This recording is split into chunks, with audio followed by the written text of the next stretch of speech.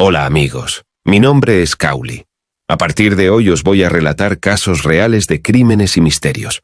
Me gustaría contar con vuestra participación, dejándome comentarios sobre cada caso, o si conocéis alguno del que quisierais que os hablara. Asimismo, no os olvidéis de suscribiros, darle a la campanita y dejar un like para no perderos ninguna de mis historias. Y sin más preámbulo, empecemos.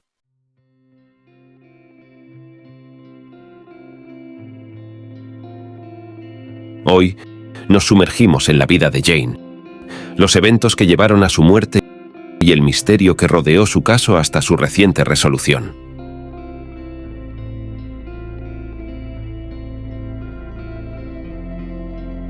¿Quién era Jane Britton?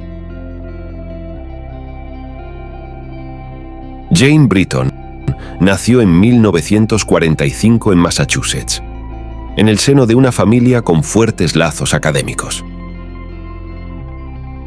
Su padre, Hugh Boyd Britton, era el vicepresidente administrativo del Radcliffe College. Su madre, Ruth, una destacada académica de historia medieval en el Instituto Radcliffe de Estudios Avanzados. Desde pequeña, Jane mostró un interés profundo por el mundo académico, asistiendo a la Dana Hall School, donde no solo se destacó en sus estudios, sino también en actividades como la equitación, la música y la pintura. Fue a Radcliffe, donde se especializó en antropología y escribió su tesis sobre metodologías comparativas al estudiar una de las culturas perigordianas en una semana. Tras graduarse magna cum laude en 1967, fue aceptada en el programa de posgrado de Harvard en la materia. Su pasión por la arqueología de Oriente Próximo la llevó a participar en excavaciones importantes en Irán, contribuyendo a descubrimientos que resonarían en la comunidad científica. A mediados de 1965, acompañó junto a otros candidatos a doctorado, a Stephen Williams, director del departamento, y a C.C. Lambert Karlovsky, jefe del proyecto, a una excavación a Irán, donde encontraron lo que Lambert Karlovsky creía que eran las ruinas de Alejandría Carmania, una fortaleza tomada en el año 325 a.C. por Alejandro Magno, en el montículo de Tepe Yaya. Más tarde, Lambert Karlovsky atribuyó a Britton uno de los hallazgos más importantes de la excavación. Cuando estudiaba, Jane realizaba la mayor parte de su trabajo en el Museo Peabody de Arqueología y Etnología de la universidad. Su vida personal. Britton vivía en un apartamento del cuarto piso del número 6 de University Road, un edificio propiedad de Harvard. Pero la vida de Jane no era solo estudios. Disfrutaba de la pintura, pintaba cuadros de animales. Convivía con sus mascotas, una tortuga y un gato. Compartía su tiempo libre con sus compañeros del departamento de antropología. Entre ellos estaba James Humphreys, su novio. Solía compartir veladas también con Donald y Jill Mitchell. Estos vivían en el apartamento contiguo al suyo. Problemas de seguridad en los apartamentos y vecindario. La prensa contemporánea describe el edificio como decrépito e inseguro. El New York Times lo calificó de sórdido e infestado de cucarachas, con pintura descascarillada en los pasillos. En 1963, Beverly Sammons, una estudiante de posgrado de la Universidad de Boston, fue violada y asesinada en un apartamento del mismo edificio. El crimen aún no se había resuelto 5 años después. Se creía que había sido uno de los 13 cometidos por el estrangulador de Boston. El Harvard Crimson informó de que el edificio, sucio y mugriento, no tenía cerraduras en las puertas exteriores, a pesar de las reiteradas peticiones de los inquilinos para que las instalaran. Tampoco había timbre, para restringir aún más la entrada a sus huéspedes.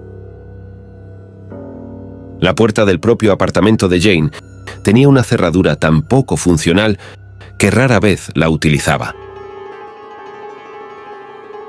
Los Mitchell dijeron que tenía intención de abandonar el edificio a principios del año siguiente.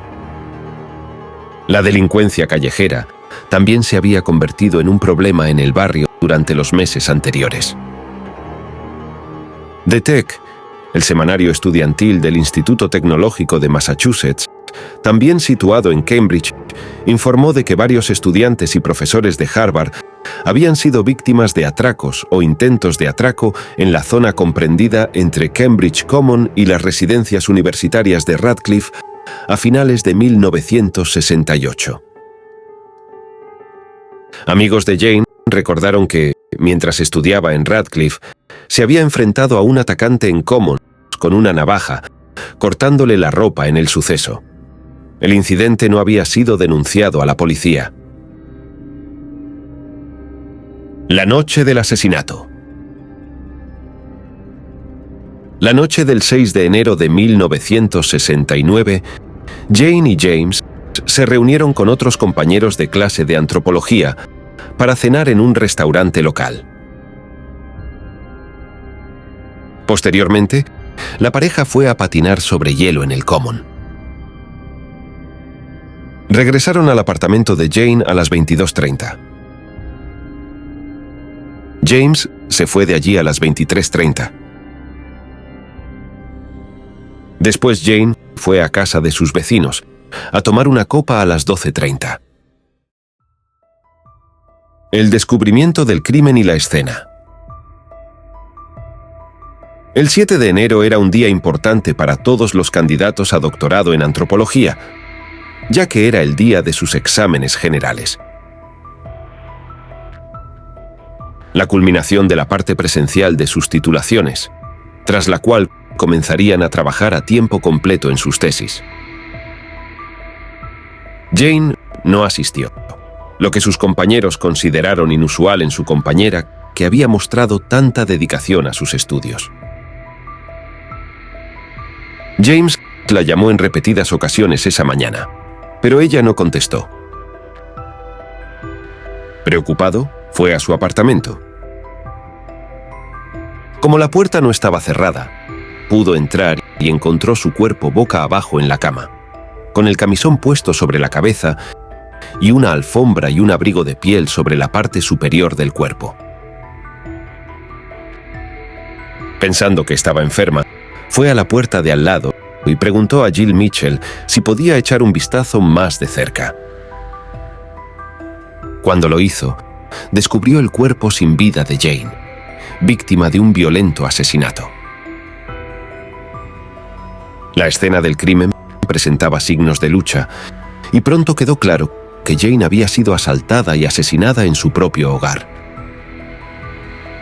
Un acto que sacudiría los cimientos de la comunidad de Harvard. La investigación policial.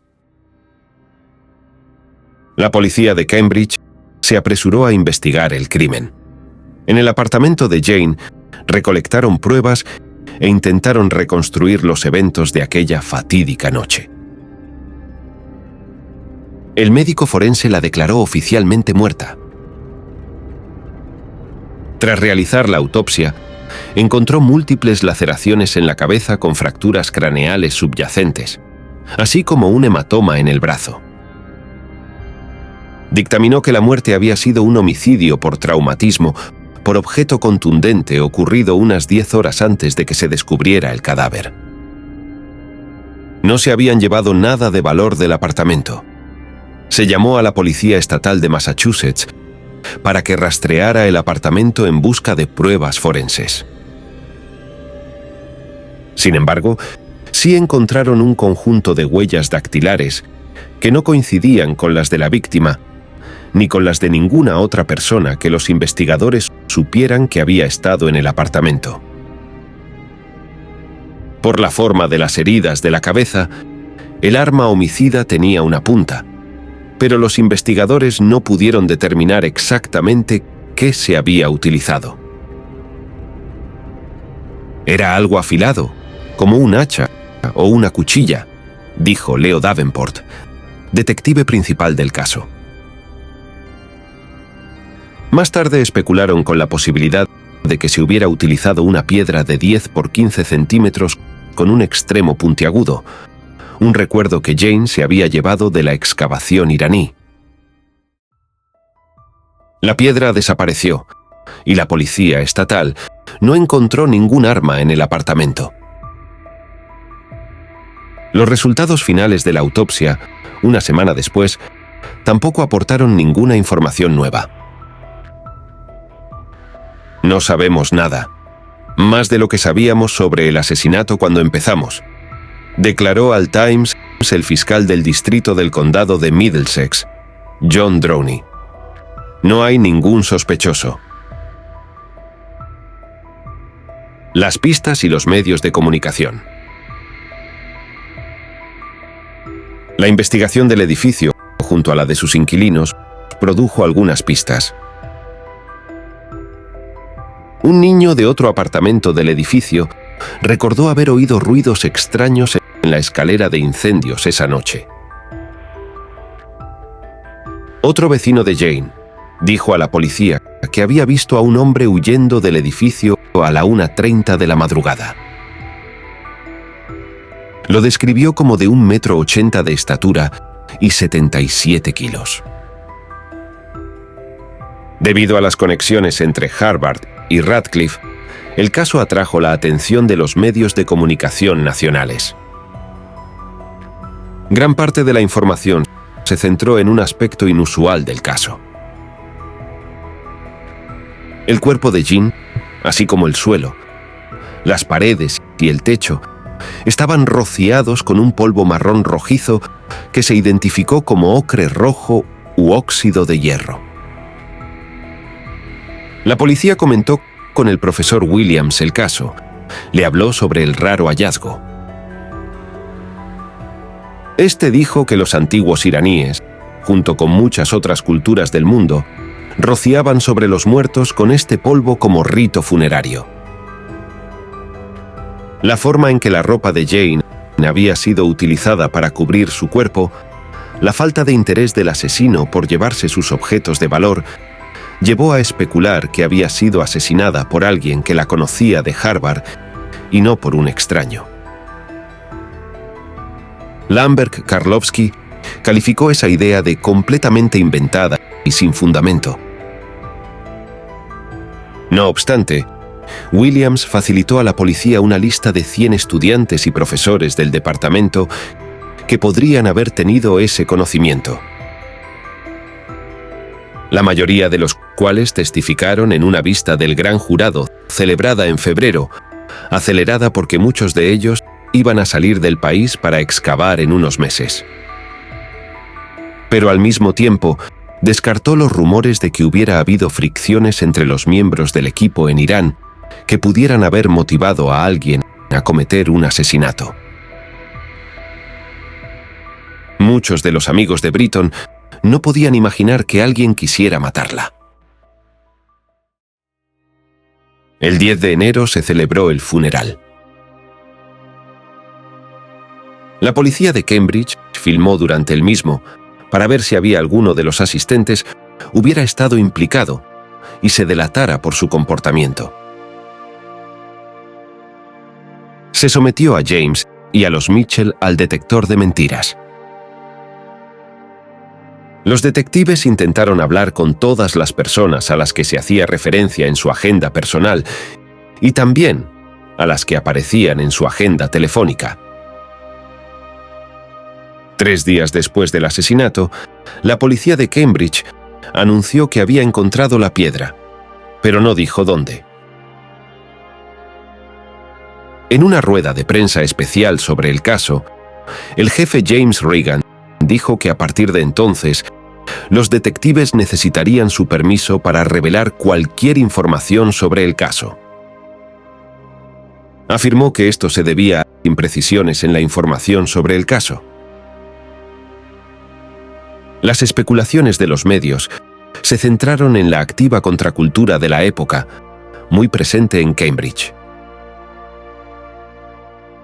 Se postuló que tal vez quien había matado a Jane había estado bajo los efectos de drogas alucinógenas populares entre los miembros de ese movimiento.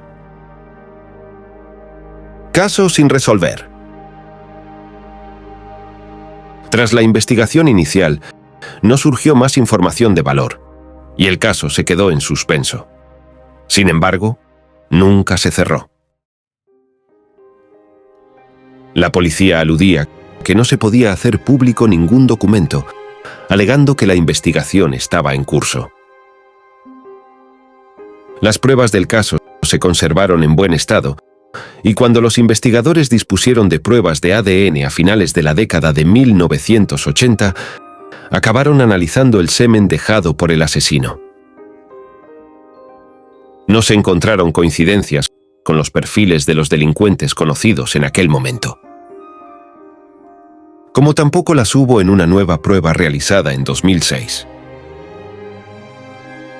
En la década de 2010, varios escritores, Whitmer, Becky Cooper, redactora del New Yorker, y Alisa Bertetto, moderadora de subredes de Unresolved Mysteries, empezaron a investigar el caso y a solicitar copias de los registros de la investigación. La mayoría de estas solicitudes fueron denegadas. Cuando los periodistas recibían documentos, estos eran muy limitados y a veces consistían únicamente en recortes de prensa de artículos sobre el caso. Incluso se retenían los documentos que se habían compartido con los autores de los artículos.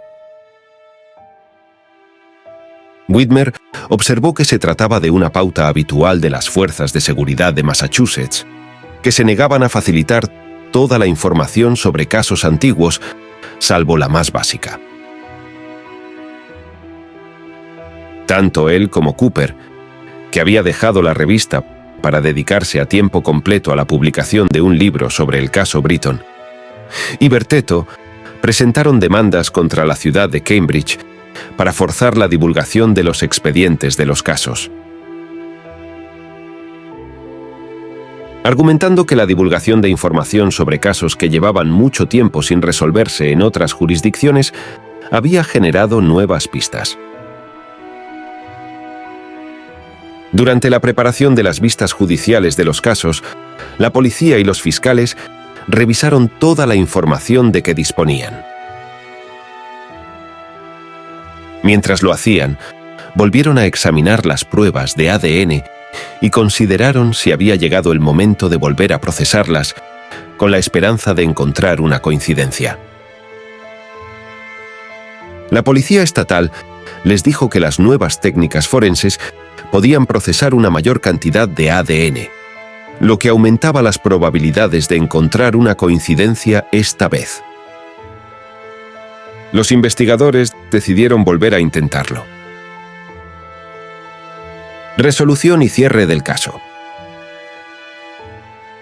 El análisis de ADN de 2017 permitió, por primera vez en el caso, recuperar suficiente ADN para realizar un análisis IISTR y obtener así cadenas específicas de un depositante varón. Introducida en el Sistema Federal de Índices Combinados de ADN, CODIS, esa cadena dio como resultado una coincidencia débil con un sospechoso identificable: Michael Sumter, un violador convicto que había muerto en 2001. Para estar seguros de que se trataba del ADN de Sumter, los investigadores tuvieron que cotejar el ADN del caso Jane con el de otro varón estrechamente emparentado. Los registros de Sumter mencionaban a un hermano, pero a mediados de la década de 2010 se desconocía su paradero. La investigación de la familia condujo a la policía hasta él y les proporcionó una muestra que coincidía en un 99,92% con el que se creía que era de su hermano. Este descubrimiento no solo proporcionó un cierre a un misterio de décadas, sino que también conectó a Sumter con otros crímenes similares. En una conferencia de prensa celebrada en noviembre de 2018, la fiscal de distrito del condado de Middlesex, Marian T. Ryan, anunció los resultados de la investigación. Michael Sumter ha sido identificado como la persona responsable del asesinato de Jane Britton.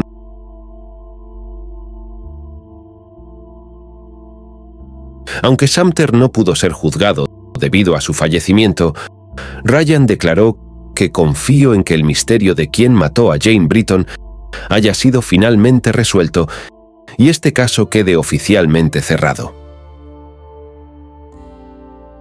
Según ella, se trataba del caso sin resolver más antiguo del condado de Middlesex. La investigación policial final teorizó que Sumter había accedido al apartamento de Jane a través de la escalera de incendios, perpetrando el crimen antes de huir en la oscuridad de la noche. Su estatura y peso en ese momento se aproximaban a los estimados por el vecino que había visto al hombre huir a la 1:30. En cuanto al misterio del ocre rojo, al final se dedujo que era un pigmento que se usa en las pinturas, como las que usaba Jane en sus cuadros.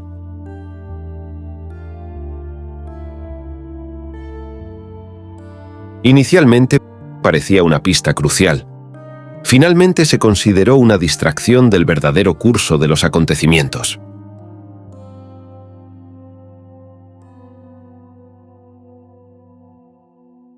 Este caso nos recuerda la importancia de la seguridad en los campus universitarios y destaca los impresionantes avances en la ciencia forense que pueden cambiar el curso de investigaciones aparentemente sin esperanza. Aunque Jane ya no está con nosotros, su historia y el misterio resuelto de su muerte continuarán resonando, recordándonos la fragilidad de la vida y la persistencia de la búsqueda de la verdad.